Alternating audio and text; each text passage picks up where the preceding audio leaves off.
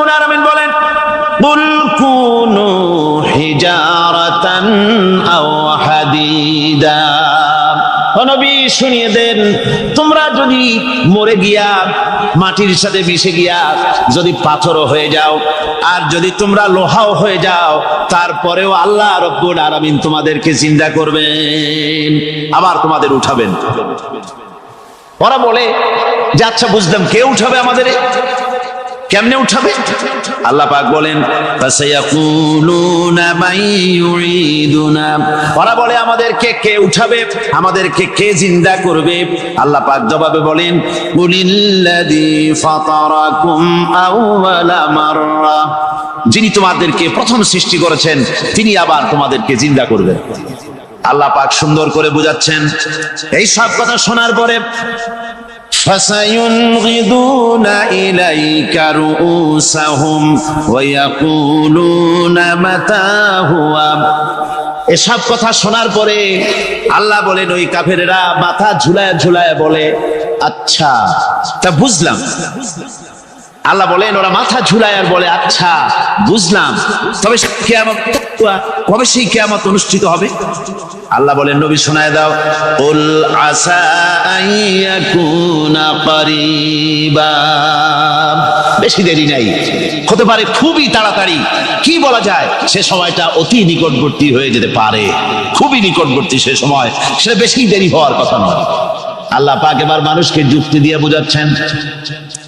কোরআনে কারীম মানতে মানুষ অস্বীকার করলে আল্লাহ ডান্ডার ব্যবস্থা করেন নাই। নবীজিকে বলেছেন, ইন্নামা আনতা মুযাক্কিরুন লাস্তা আলাইহিম বিমুসাইতির। ও নবী, আপনি একজন উপদেশক, উপদেশ দিয়ে যান। আপনাকে দারোগা করে বানাই নাই লাঠি চার্জ করার জন্য, পিটায় মানুষ হেদায়েত করার দরকার। মানুষকে বুঝান, যুক্তি দিয়া বুঝান। আল্লাহ নিজে যুক্তি দিচ্ছেন, আনতুম আশাদ্দু খালকান আমিস সামাউ বানাহা। ওই কাফেরেরা, তোমরা যারা পরকালকে অস্বীকার করো, তোমাদেরকে উঠাইতে পারবো না যারা তোমরা বলছো, তোমাদেরকে সৃষ্টি করা কঠিন না ওই বিশাল আকাশটাকে সৃষ্টি করা কঠিন? ওই বিশাল আকাশটাই তো আমি আল্লাহ সৃষ্টি করেছি, জোরে কোন সুবহানাল্লাহ। তত বড় আকাশটারে যিনি বানাইতে পারলেন, সে খোদা বুঝি তোমাকে তৈরি করতে পারবে না?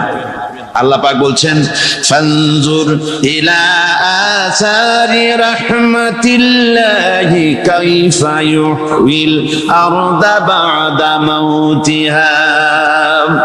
লক্ষ্য করে দেখো, এই পৃথিবীর মাটিকে আল্লাহ কিভাবে জিন্দা করেন, মুর্দা মাটি। এই মাটি চৈত্র বৈশাখ মাসে প্রখর রোদে মাটি ফেটে চৌচির হয়ে যায়। এই ফেটে যাওয়া চৌচির মাটিতে আল্লাহ পাক বৃষ্টির পানি দিয়ে এই মাটিকে, এই মৃত্যু মাটিকে আল্লাহ পাক যেভাবে জিন্দা করেন, ইন্না যালিকা লামুহিল মাউতা ওয়া হুয়া আলা কুল্লি শাইইন কাদির। সে আল্লাহ পাক তোমরা মরলে পরে আবার এভাবে জিন্দা করতে পারবেন, জোরে কোন সুবহানাল্লাহ। আমার ভাইয়েরা, আল্লাহ পাকের পরে বলেন, দেখো মৃত্যু জমিনকে কেমনে জিন্দা করি।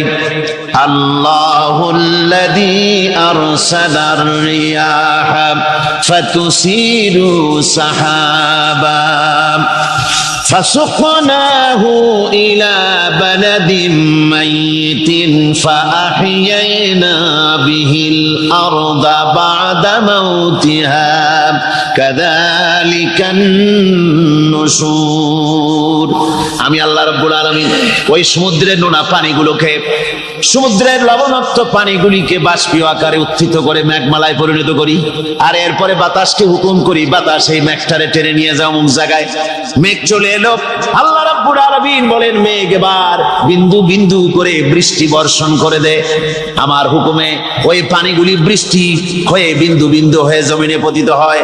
আল্লাহ বলেন, এভাবে করে বৃষ্টির পানি দিয়া মরা জমিনকে জিন্দা করে দিয়া নববধূ গর্ভধারণের যেমন প্রস্তুতি নেয়, বৃষ্টির পানি পায়া মরা জমিন তেমন ফসল ধারণের জন্য প্রস্তুতি নিয়ে নেয়।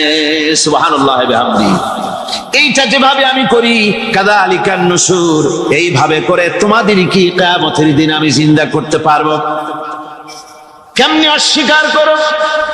কাইফা তাকফুরুনা বিল্লাহি ওয়া কুনতুম আমওয়াতান ফাহইয়াকুম সুম্মা ইউমীতুকুম সুম্মা ইলাইহি তুরজাউন। কি করে তুমি আমি আল্লাহকে অস্বীকার করো?